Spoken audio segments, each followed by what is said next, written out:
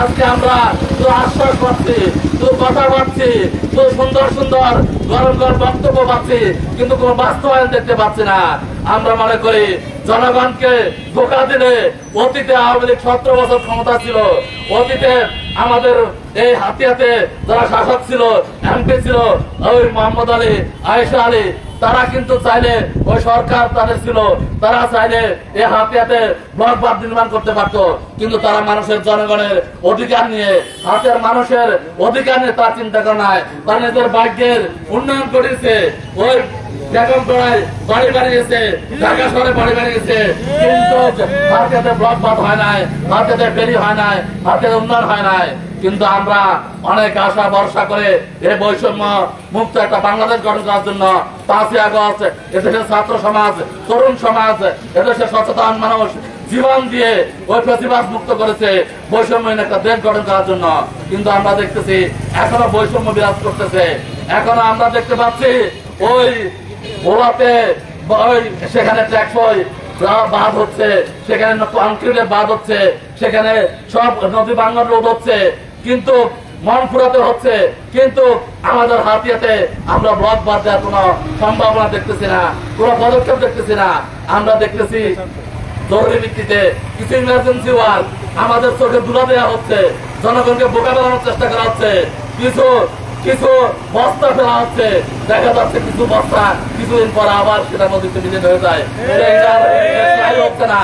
এভাবে করে মানুষের হাতে প্রতারণা হচ্ছে, মানুষকে ধোঁকা দেওয়া হচ্ছে, কিন্তু মানুষের অধিকার রক্ষা হচ্ছে না।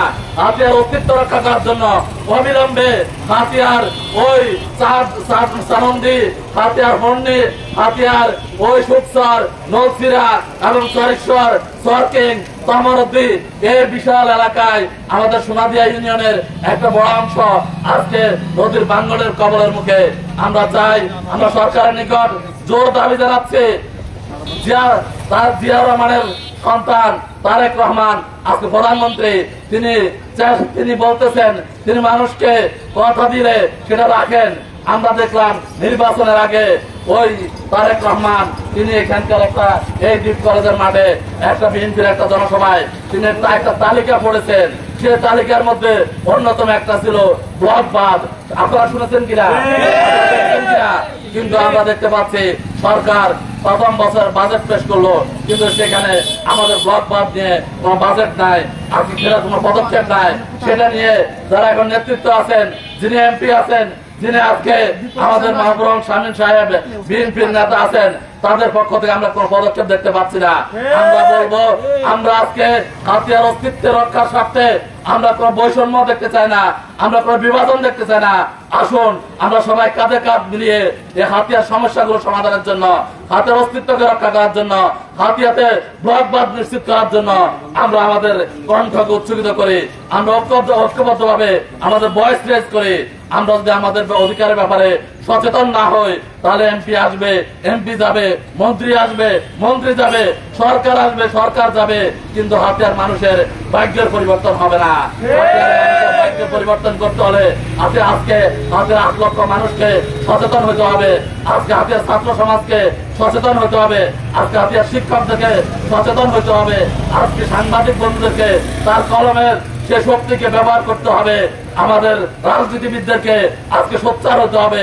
আজকে আমাদের দায়বদ্ধতার জায়গা থেকে আজকে আমরা এখানে দাঁড়িয়েছি। আমরা ইউনো মহোদয়, আমাদের প্রশাসনকে, আমরা আমাদের নোয়াখালীর এই মন্ত্রী, পানি সম্পদ মন্ত্রী আজকে শহীদুদ্দিন চৌধুরী আনি সহ আমাদের যারা নেতৃত্বে আছেন তাদেরকে আমরা অনুরোধ করবো, আপনারা অবিলম্বে এই হাত থেকে রক্ষা করার জন্য, ব্লক বাঁধ নির্মাণের জন্য আপনারা পদক্ষেপ গ্রহণ করুন। আপনারা সংসদে আরো জোরালো ভাবে ভূমিকা রাখার জন্য আমরা আব্দুর রহমান মাসুদকে আমরা আহ্বান জানাবো।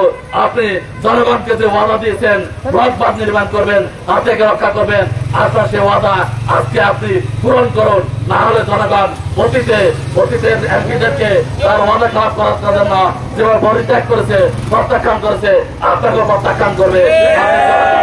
ভোট নিয়েছেন, জনগণের অধিকার রক্ষায় আপনি সচেষ্ট হন, আমরা আপনাদের পাশ থাকবো। আর যদি আপনি অধিকার রক্ষায় সচেষ্ট না হন, ভূমিকা না রাখেন, তাহলে আমরা অতীতের মতো আবারও রাজপথে ভূমিকা রাখবো। আমরা আজকে হাতের উন্নয়ন আমার পক্ষ থেকে বলতে চাই, আমরা এখানে মানববন্ধন আয়োজন করেছি, আমরা সংবাদ সম্মেলন করবো, আমরা ভবিষ্যতে নোয়াখালী জেলাতে আমরা বৃহত্তর কর্মসূচি পালন করব।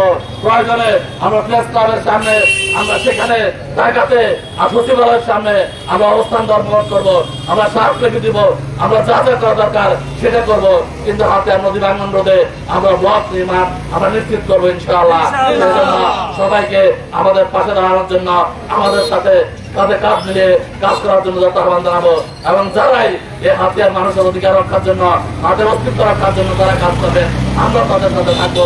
আমরা সবাই মিলে হাতিয়ার অস্তিত্ব রক্ষা নয়, শুধুমাত্র হাতিয়াকে আমরা মালদ্বীপের মতো, সিঙ্গাপুরের মতো আমরা একটা উন্নত মডেল এবং পর্যটক আজকে একটা এলাকা হিসেবে, দ্বীপ হিসেবে আমরা গড়ে তুলবো ইনশাআল্লাহ। আমরা সবার সহযোগিতা চাই, সবার দোয়া চাই এবং সবার ভালোবাসা চাই। সাংবাদিক বন্ধুদেরকে আমরা আবারও ধন্যবাদ জানাবো। আমাদের এই কথাগুলো আজকে দেশে জাতীয়ভাবে, আজকে জাতীয় পত্রিকায় এবং ইলেকট্রনিক মিডিয়ায় তুলে ধরার জন্য এবং আপনাদের লেখনের মাধ্যমে তুলে ধরার জন্য আমরা আহ্বান জানাবো। আমরা প্রশাসনের সহযোগিতা চাই। আমরা আপনাদের সবাই